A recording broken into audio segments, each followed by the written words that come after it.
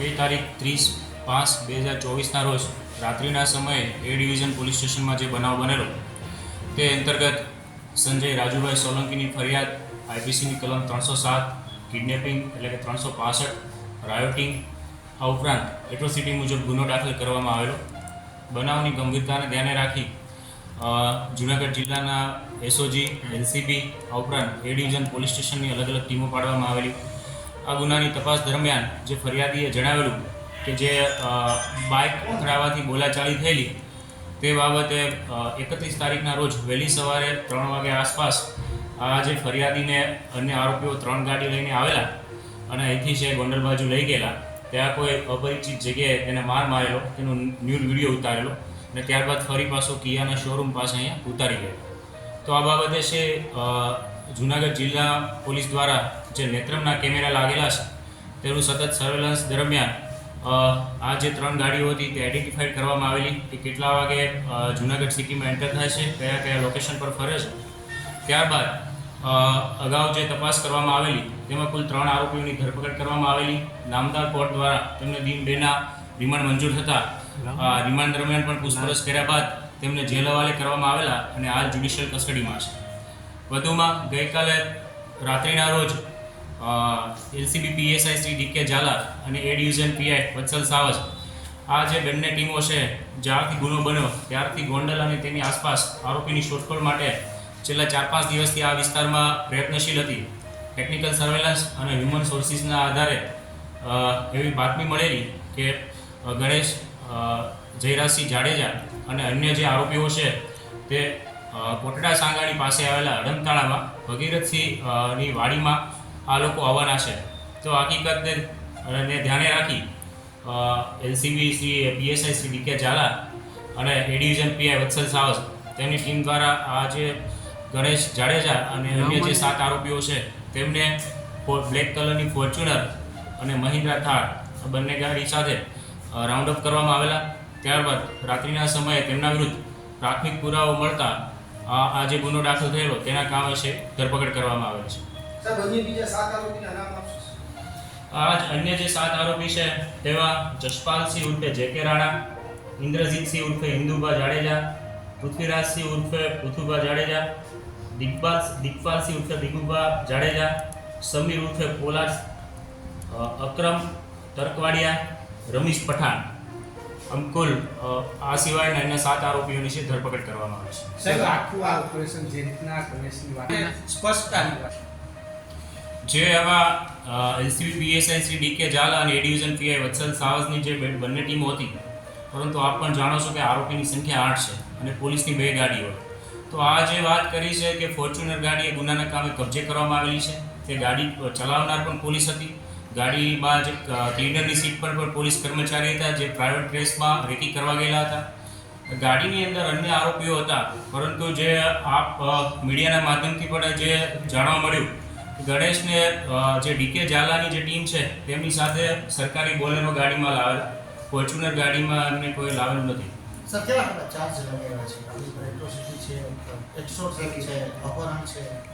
આરોપીઓ વિરુદ્ધ છે આ જે ફરિયાદીએ જે હકીકત જણાવ્યા તે મુજબ આઈપીસીની કલમ 307 એટ્રોસિટીની જે કલમ છે ઉપરાંત રાયોટિંગ આ સાથે સાથે છે અને જાનથી મારી નાખવાની ધમકી આ મુજબના છે ગુનાઓ દાખલ કરવામાં આવે છે. ખાસ કરીને ઓળખ પરેડ કરવામાં આવી છે કે નહીં સાહેબ ફરિયાદીની સાથે?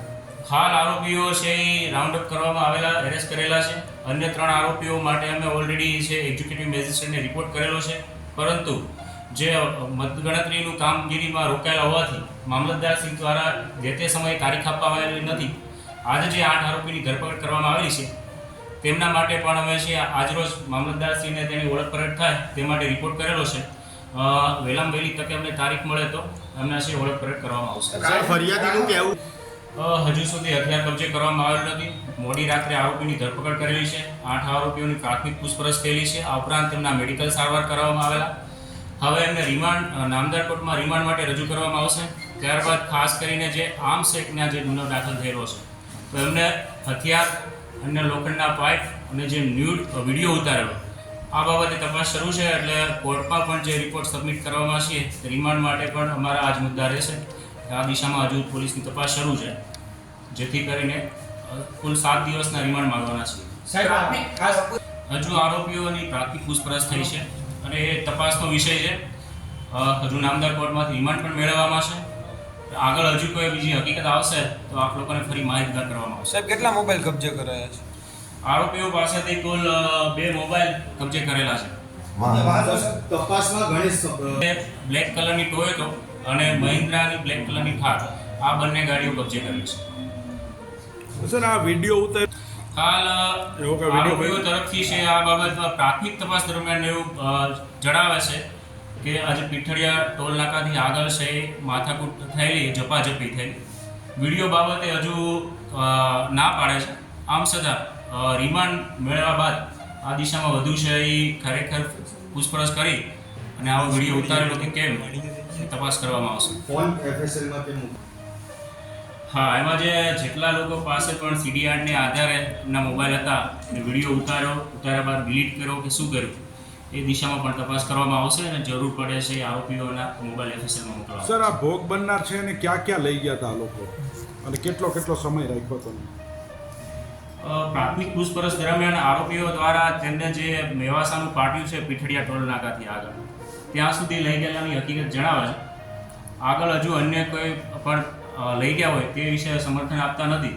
આમ છતાં હજુ રિમાન્ડ દરમિયાન છે વિશેષ પૂછપરછ કરી ફરિયાદીએ જે જણાવેલું અલગ અલગ 2 થી 3 જગ્યાએ લઈ ગયેલા છે તો ખરેખર બનાવ બનેલ છે કે કેમ એ પણ તપાસ કરવામાં આવશે. ગણેશ દ્વારા એવું કંઈ અત્યાર સુધીમાં તપાસમાં સામે આવ્યું કે ગણેશની પૂછપરછમાં આવું કોઈ સામે આવેલું છે?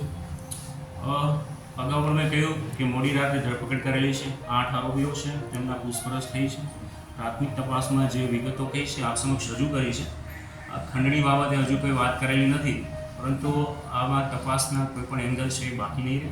એફએસએલની પણ મદદ લીધી છે અને જરૂર પડે હજુ એમના ટેકનિકલ સર્વેલન્સ માટે એમના મોબાઈલ એફએસએલમાં મોકલવા માટે તમામ પ્રકારના છે. જૂનાગઢ જિલ્લા પોલીસ વડા દ્વારા આ બાબતે એક સીટની પણ રચના કરવામાં આવેલી છે, જેમાં LIB PIC BB કોળી, LCB PIC JJ Patel, reader PSIC YM Solanki અને આયો 4 લોકોની એક સીટ બનાવવામાં આવેલી છે, જેથી કરીને અલગ અલગ ટીમ છે ટેકનિકલ સર્વેલન્સથી લઈ અને તમામ પ્રકારના જે દસ્તાવેજી પુરાવા ગુનાના કામ એકત્રિત કરવામાં આવે અને આરોપીએ જે પ્રકારનું કૃત્ય કરેલું છે તેમને વધુમાં વધુ સજા થાય તે માટેના છે જૂનાગઢ જિલ્લા પોલીસના પ્રયત્નો રહેશે. સર એક સવાલ છે, કેવી રીતે ઉઠાવી ગયો? આ બાબતે હજુ પ્રાથમિક પૂછપરછ થઈ છે અને એમાં જે આરોપીઓ આવેલા છે તે પૈકી 4-5 લોકોના નામ આપ્યા છે, પરંતુ શંકા છે કે હજુ 3 ગાડીઓ લઈને આવેલા એટલે વધારે લોકો આમાં સંડોવાયેલા છે. ખરેખર કેટલા લોકો આવેલા, ક્યાં એમને પ્લાનિંગ કરેલું એ બાબતે હજુ અમારી તપાસ શરૂ છે. ઓકે. Okay sir okay.